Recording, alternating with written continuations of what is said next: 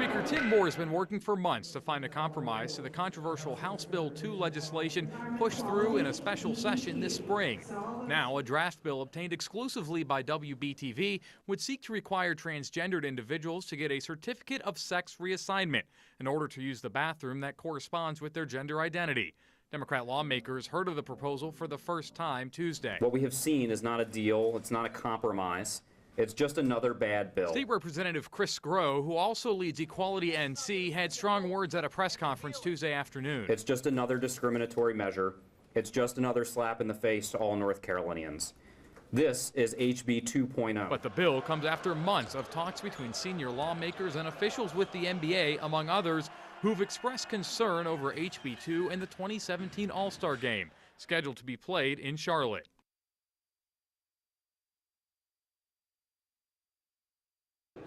Well, another day is coming on at the General Assembly in Raleigh, and it appears we will not see action taken on the proposed legislation that would amend HB2. That legislation was obtained exclusively by On Your Side Investigates Tuesday, and since then there has been a firestorm of debate in both the House and the Senate here in Raleigh about what to do with that legislation. It caught many members by surprise, and today both chambers again convening to decide what, if anything, they're going to do, and so far spectators seem to just take the wait-and-see approach. One thing that we do know for sure today is that the NBA came out and issued a statement against the legislation that's been made publicly available. The NBA saying that they do not support the current version of legislation, which is different than what sources familiar with the NBA's thinking told On Your Side Investigates on Tuesday. Of course, there's still at least one more day left in the session. The Senate will adjourn after tomorrow's session. We'll bring you all the latest here in Raleigh. Now reporting at the legislature, Nick Oxner, WBTV, On Your Side. WBTV News starts right now. Speculation growing over whether the NBA will announce the fate of the 2017 All-Star Game in Charlotte in jeopardy over House Bill 2. Good evening and welcome. I'm Molly Grant. And I'm Jamie Bull. Glad you're with us. Paul and Maureen have the night off. Tonight, only On Your Side investigative reporter Nick Oxner is speaking with North Carolina's top leaders. Nick joins us now. And Nick, you talked with both Governor Pat McCrory and Attorney General Roy Cooper. What are they saying? Yeah, Jamie, Governor McCrory and Attorney General Cooper will face off in this year's race for North Carolina governor, and both men say more could be done to address House Bill 2, and they both say the other is to blame more for more not being done to address the legislation. North Carolina General Assembly finishes business for the year without passing a bill that would have made a host of changes to the controversial House Bill 2, legislation that had been drafted over months of private negotiations with the NBA. We had extremely positive dialogue with the NBA during the past month, with Adam directly and with the Speaker and with the President, in which we discussed where we agreed and where we disagreed and some possible consensus. Governor Pat McCrory is talking about NBA Commissioner Adam Silver, who could make an announcement as soon as tonight about whether the 2017 All-Star Game will stay in Charlotte. We basically had a consensus, but there were some people that didn't want an agreement, and both in the legislature and, frankly, from what I understand, in the Attorney General's office. The draft legislation would have restored state court access for employees who believe they've been discriminated against and allowed transgendered individuals to use the bathroom corresponding to their gender identity with a certificate of sex reassignment. Sources tell On Your Side Investigates a bipartisan coalition of lawmakers was working to push the bill through the House, but that group fell apart under pressure from Cooper, called some Democratic lawmakers hours before a possible vote was to take place. What I tried to do that day, along with a number of other issues, is we were trying to chase down what was happening. I called legislators to urge them to work to repeal this law, find a way to remove discrimination. Cooper denies he pressured anyone, but McCrory says his Democratic rival is cashing in politically on talk of beating HB2. Maybe they don't want it to be resolved because it's a political campaign cash issue. What we need is a leader who can bring all of these parties together and find a fix in order to move our economy forward. And Governor McCrory obviously is not that leader. Now, the General Assembly did pass a bill restoring state court access for workers who believe they were discriminated against. McCrory tells me he's committed to letting the court system decide the legality of the bathroom provisions of HB2. Jamie, back to you. All right, Nick, thank you. To see more of Nick's exclusive interviews with Governor McCrory and Attorney General Roy Cooper, head to our website, WBTV.com. Breaking news. That breaking news about House Bill 2 and political pressure applied to members of Charlotte City Council. Welcome to WBTV News at 6. I'm Paul Cameron. And I'm Maureen O'Boyle. We broke this story with a push alert on the WBTV mobile app less than an hour ago. WBTV has learned a Democratic lawmaker lobbied members of the Charlotte City Council to not repeal its non-discrimination ordinance. Multiple sources tell our investigative reporter Nick Oxner that 7 council members had agreed to vote to repeal the ordinance as recently as Friday. Nick is at the legislature in Raleigh and has details. Yeah, by all accounts, lawmakers who work in this building here behind me were ready and agreed to repeal HB2 and had the votes to do so, all contingent on the Charlotte City Council repealing its non-discrimination ordinance that sparked HB2 in the first place. But we've learned exclusively tonight that a deal to pass the repeal of the Charlotte non-discrimination ordinance fell apart over the weekend. I'm told by multiple sources that there were 7 votes on the Charlotte City Council to repeal the Charlotte non-discrimination ordinance on Friday, but that deal fell apart amidst intense lobbying from Charlotte area State House Representative Becky Carney, a Democrat.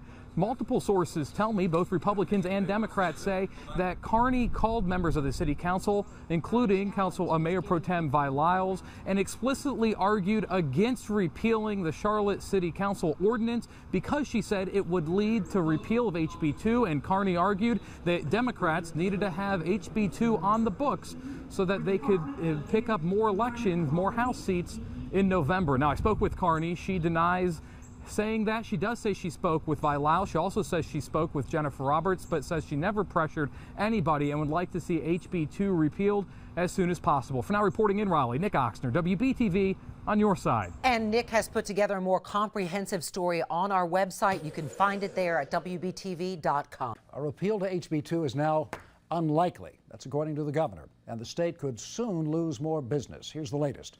Pat McCrory says the controversial law will most likely be resolved in the Supreme Court.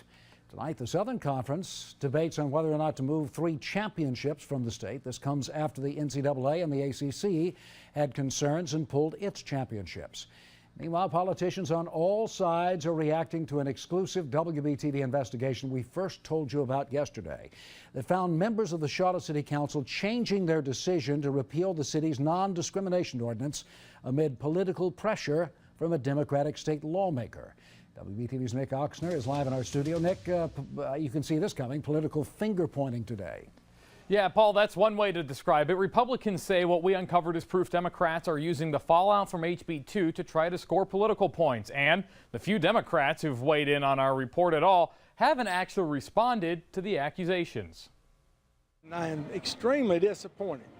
We had a solution at hand that would have cured the economic problems that we have been suffering. That's the message North Carolina GOP Chairman Robin Hayes had after an on-your-side investigation found Charlotte City Council members Vi Lyles and Julie Eisel changed their minds on whether to repeal the city's non-discrimination ordinance that prompted the passage of controversial House Bill 2. WBTV clearly exposed how political this has become. Lyles still has not responded to our questions about what we uncovered, but largely dodged a question about whether she changed her mind to repeal the ordinance amidst political pressure from a fellow Democrat in an interview with reporters Monday night. I have voted consistently on this issue. I voted for the ordinance. Like Lyles, Councilwoman Julie Eisel also didn't answer our questions, but took to Twitter to say our report was misleading and tricked people. Similarly, State Representative Chris Groh, a Democrat who also works as Executive Director of Equality NC, tweeted that our report wasn't real reporting and said Republicans were trying to shift blame for the fallout from HB2. Now, my colleague Sharon Smith with Democratic candidate for governor, Attorney General Roy Cooper today. She asked him for reaction to our story. He said he wasn't familiar with what she was talking about. Guys, back to you. Good afternoon. I'm Mark Davenport, and thank you for joining us for WBTV News at noon. Right now, the Charlotte City Council has unanimously voted to repeal the city's non-discrimination ordinance. And Governor Pat McCrory says that he will call a special session to repeal House Bill 2. Now, WBTV's investigative reporter Nick Oxner was first to break this story on Twitter and on WBTV.com this morning. He joins us now. Nick, what else can you tell us? Yeah, Mark, this morning's vote to repeal the city's non-discrimination ordinance came really somewhat of a surprise. It came at the end of a joint breakfast meeting between members of the Charlotte City Council and lawmakers from Mecklenburg County. Mayor Jennifer Roberts announced council would consider an ordinance that would effectively repeal the city's non-discrimination ordinance in a statement that also said this was an opportunity to repeal HB2. She attributed the opportunity to a deal worked out by Governor-elect Roy Cooper, a Democrat, and legislative Republican leaders. Ultimately, council members voted unanimously to repeal the city's ordinance, provided that the legislature repeal HB2 by December 31st. We did not have to do a thing. There is nothing legal. There is no requirement for the state to take any action that preempts what a city has done. We did not have to do this. And so if they think that this is a halfway measure, they are not listening carefully to their own constituents. Voting to repeal. All those. Oh, wait a minute. Councilor Driggs, you're going to support it? Yeah. So that's 10. All right. So that's a unanimous support. Now, you just saw there in that last clip was Councilmember Ed Driggs still on the phone and kind of reluctantly raising his hand to vote for the ordinance that would repeal the city's non-discrimination ordinance. He was reluctant because Councilmember Driggs was advocating that Charlotte remove that provision that required HB2 be repealed by December 31st. He proposed an amendment that got shot down by all the other members of the council. Ultimately, Driggs voted to support that full repeal, and now we know that Governor McCrory will call a special session of the General Assembly to repeal HB2 sometime this week, but it really remains to be seen whether that will be tomorrow or later in the week. Of course, we'll continue tracking the latest updates and developments and break them for you as we get them. Now reporting live at the Government Center in Uptown, Nick Oxner, WBTV on your side. Nick, thank you. Great work out there. Be sure to stick with WBTV as this story continues to develop. We will bring you the latest as it comes in on air, online, and on the WBTV News app. WBTV on your side. WBTV News starts right now. So that's 10. All right. So that's a unanimous support. New at 6, a unanimous change. The ordinance that shoved Charlotte into the national spotlight is now dead. Charlotte's non-discrimination ordinance repealed. Now the question is, will House Bill 2 be next? It's good to have you here at 6 o'clock. I'm Maureen O'Boyle. And I'm Paul Cameron. WBTV was the first to tell you about the major decision by City Council.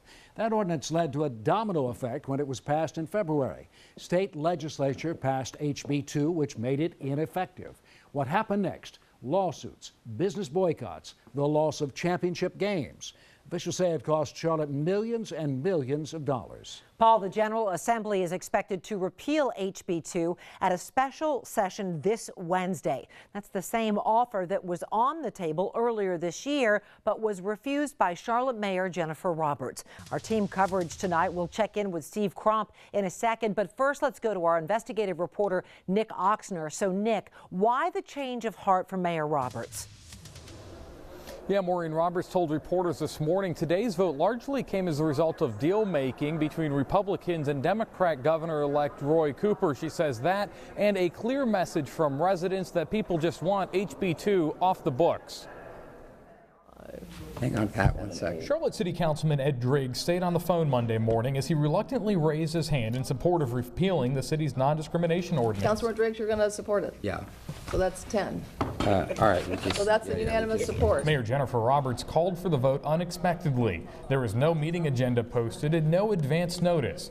Afterwards, she says it was just the way she had to do things. Our city will be better off without HB2. This is a path forward. Roberts had opposed efforts to repeal the city's ordinance in the past, but said Monday's unanimous vote came after a deal between Republicans and Democrat Governor-elect Roy Cooper. We did not have to do this. And so if they think that this is a halfway measure, they are not listening carefully to their own constituents. But legislative Republicans say they were caught off guard by the city's inclusion of a date by which HB2 must be repealed in order for the city's ordinance to go off the books. I will vote to repeal in spite of my disappointment with the wording of the ordinance. Republican Representative Bill Raleigh represents part of Mecklenburg County and was in the room for Monday morning's vote. Life is not perfect, and if we can get a reset and move forward, that would be in the interest of the state.